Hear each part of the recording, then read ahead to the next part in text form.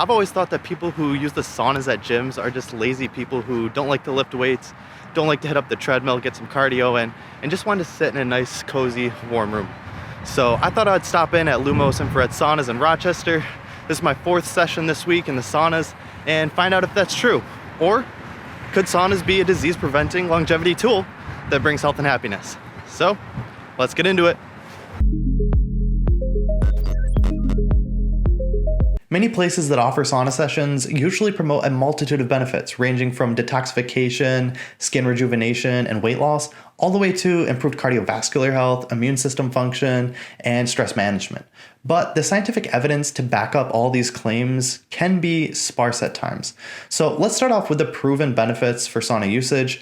And what I've found is that there's really 2 reasons why saunas are proven to be so healthy. First, saunas mimic exercise. Saunas are really hot, reaching temperatures over 150 degrees Fahrenheit, sometimes upwards of 200 degrees. And if you stay in them long enough, your heart rate's gonna rise, you're gonna start sweating profusely, and it's gonna become uncomfortable to stay inside the sauna. In many ways, sauna usage mimics moderate intensity exercise. And this surprised me because I thought that going inside the sauna would be similar to relaxing, laying on a couch, but it wasn't. As I stayed in the sauna longer, it became physically stressful and it became more difficult to stay in the sauna the longer the session went. And my heart rate ended up rising to close to 150 beats per minute, which was pretty high. And so because of this, there's a lot of similarities while your body's inside the sauna compared to if you're doing moderate intensity exercise.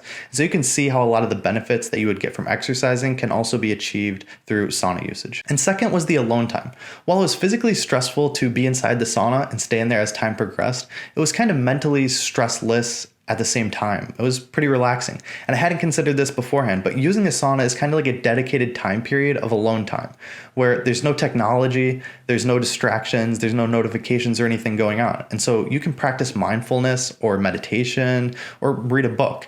And this is where I started to realize a lot of the psychological benefits that could happen from sauna usage and how it could influence our cognitive health too. And based on these 2 reasons of sauna usage mimicking exercise and providing dedicated alone time, I could start to better understand why so many studies were showing a lot of benefits to using saunas. So let's get into the scientific literature. Most of the research has been performed in Finland because they have about 1 sauna per household, which is more saunas per household than any other country in the world. It's a lot of saunas. So a lot of the research has been performed in Finland, and so I started to go through a lot of these Finnish sauna studies, and here are the main benefits that I found. Cardiovascular health. In a study comparing the effects of sauna usage frequency using 20-minute sauna sessions at 174 degrees Fahrenheit, it was found that people who performed 2 to 3 sessions per week had a 27% reduced risk for cardiovascular disease compared to people who only used the sauna once per week. And if you raise that to 4 to 6 sauna sessions, their chance for cardiovascular disease was reduced by 50% compared to people who only perform saunas once a week. And so you can start to see the benefits that sauna sessions have on cardiovascular disease. On top of that, sauna usage reduced the risk for a sudden cardiac event and coronary heart disease. And so really the entire scientific literature on cardiovascular disease is pretty strong and pretty positive all the way around. Dementia and Alzheimer's. In that same study, people who performed 4 to 6 sauna sessions per week reduced their risk for dementia and Alzheimer's disease by 65%. Immune health. I also found a lot of research that showed increased immunity with sauna usage too. And so another study showed that people who performed sauna sessions 1 to 2 times per week for 4 to 6 months reduced their risk for the common cold by 50% compared to those who didn't use the sauna at all. And decreased risk for all-cause mortality. This should come as no surprise if you're reducing the risk for cardiovascular disease, dementia, Alzheimer's, and many illnesses, that any reasons for death are probably going to be decreased too. And so what this means is that when you use the sauna more, you have a greater chance of living longer and healthier. And the crazy part is, with a lot of the studies that show these benefits, is that they concluded that sauna usage has a dose-dependent effect. What this means is that the more you use the sauna, the greater the effect will be. The less likely you're going to have cardiovascular disease, the less likely you're going to have dementia, Alzheimer's, or any illnesses, the more time you spend in the sauna. And that could be time spent in a sauna per session, 20 increasing maybe from 10 minutes to 20 minutes or 30 minutes, or that could be frequency of sauna sessions per week, maybe going from 2 to 4 sessions or 4 to 6 sessions are going to provide more benefit than just 1 session or just 10 minutes in the sauna. It is warm in here. It is toasty. It's warm and toasty. Whew, this is nice. And while there isn't concrete evidence that sauna usage can help with psychological effects like stress management and depression and anxiety, I think it's just that there hasn't been enough studies performed on it. There was only a few studies that I found and they did show positive effects, but there just wasn't a lot of research on it. And that goes with a few other benefits I saw linked to sauna usage, like blood pressure and cholesterol and respiratory disease and cancer too. They had shown some links, but there just hadn't been a lot of research done on it yet. And despite all these benefits, there are some claims where I just couldn't find any evidence to back it up. And so that could be that there's just not enough research performed on these areas, or that the current research out there just didn't show positive effects with these few items. So let's start with detoxification. Many saunas claim that profuse sweating will remove toxins from the body, but I just couldn't find that to be true through much of my research. Sweating's main purpose is to cool the body. It's not to detoxify the body. And so while some toxins come out through the skin and through sweating, you're going to have a lot more detoxification in the liver and the kidneys on an everyday basis. And so I saw Dr. Schwartz compared this to somebody worrying about drowning while sitting in a bathtub. If you were to remove a dropper full of water from the bathtub, theoretically you're reducing someone's risk for drowning in that bathtub because there's less water. But you've removed so little water that it's effectively meaningless. And so that's kind of how detoxification works in the saunas. Sure, sweating does remove toxins, but likely not in a meaningful way. Skin benefits. I just couldn't find a lot of studies that showed benefits to skin health from sauna usage. And in my 4 sessions, I kind of noticed that my skin was pretty dried out afterwards. But I guess it's possible that a lot of the research has been performed on Finnish saunas, which heat the air around the body. And many of the sauna facilities that claim the benefits are infrared saunas that use light to heat the body.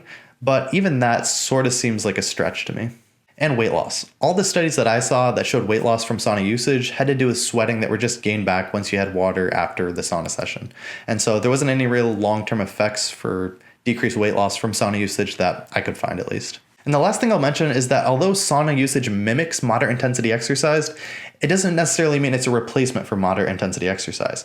When you're doing physical exercise, you're also strengthening bones, strengthening muscles, increasing your neuromuscular coordination, improving posture. There's many other benefits that come from physical activity that you're not necessarily going to get from sauna usage. About halfway into the session right now, starting to work up a good sweat. Heart rate is hovering, climbing just above 100 right now. We got some nice light therapy, depending on your type of vibe. We got some speakers in each corner of the room for the T-Swift, for the Justin Biebs, whatever you're into. So far, so good. But I can certainly see many use cases for sauna usage, whether that's supplementing it with your current fitness routine or it's using it as an exercise substitute for people who can't exercise. And that could be due to extreme obesity, arthritis, osteoporosis, or any other limiting factors that would prevent you from exercise. So now that we know what the actual benefits are for sauna usage and what they might not be, what are the optimal parameters? How can you get the most out of your sauna session? And like I mentioned, a lot of the studies showed a dose-dependent effect for sauna usage. So the longer you're in a sauna session or the more sauna sessions you have per week, the greater the effects are going to be. And in many studies, I found the optimal benefits being achieved using a sauna at 174 degrees for a 20-minute session at almost daily usage, so 5 to 6 times per week. And in many cases, this can only be achieved in a Finnish sauna compared to an infrared sauna, because Finnish saunas are able to get up to extremely high temperatures, up to 200 degrees, where a lot of infrared saunas are limited to 150, 160 degrees. But the good thing is you can still achieve all these benefits with the infrared sauna if you just increase your duration time. So if your infrared sauna gets up to 164 degrees, you can stay in that sauna session for about 30 minutes and get the same benefits. And if the sauna gets up to 155 degrees, benefits would be achieved at approximately 45 minutes. So whatever sauna you have available to you, just adjust your session duration for optimal benefits. So I did my sauna sessions at Lumos Infrared Saunas in Rochester, and during my sessions I bumped up the heat to the maximum level and saw an average temperature of about 155 degrees, sometimes getting close to 160 degrees. So in that case I would recommend 45-minute sessions to get the optimal benefits. I learned about this research after I already scheduled my sessions, so a lot of my personal research, my personal experience was during the 30-minute session, and so the sauna session was hard after 30 minutes, and I'm looking forward to going back and trying out the 45-minute session, as I expect it to be even more difficult, but I also expect it to bring a lot more benefits too. So here are just some measurements that I took before, during, and after my sauna session for blood pressure, heart rate, and weight. What I saw is that I lost about a pound of weight and sweat from that 30-minute sauna session. I saw my blood pressure remain about the same, and you can see the heart rate slowly rise over time, ending off at about 135 minutes in at least this chart. Some of my other sessions, like I mentioned, got up to almost 150 beats per minute, and I'm interested to see what it looks like if I'm in there for 45 minutes, how high my heart rate gets from those. So here are my final thoughts. I found sauna usage to be a fantastic way to extend life, prevent disease, and facilitate alone time in our otherwise super busy schedules. And I think there's so many use cases for sauna usage that I couldn't find any contraindications. I couldn't find any reasons why someone shouldn't be using a sauna. And although I couldn't find studies to back up some of the claims for detoxification, weight loss, and skin health, I think there's an overwhelming amount of evidence that shows the benefits for cardiovascular disease, dementia, Alzheimer's, stress management, and a number of other factors that just make sauna usage extremely healthy in many cases. So whether you're using it as a supplement to your already healthy lifestyle, or you're using it as an exercise substitute for someone who can't exercise, I'm all for sauna usage. So much so I kind of want to buy one. I mean, if I'm already spending 30 minutes a day reading, why not do that in a sauna too? To me, that sounds like a life that's both healthier and happier. Thanks for watching to the end of the video. If you like this video, please let me know by hitting the like button. If you have any questions, drop them in the comments below. And if you want to see more videos like this, please subscribe to my YouTube channel. Lastly, if you'd like access to my health kit, where I provide my top 10 sleep tips, a mobility flow workout, and a whole food plant-based recipe for free, there's a link down in the description for that. Also, it gets you signed up to my weekly newsletter, where I provide you the 3 most important things I've read, watched, and listened to within the past week, all completely free. Link down in the description if you're interested in checking that out.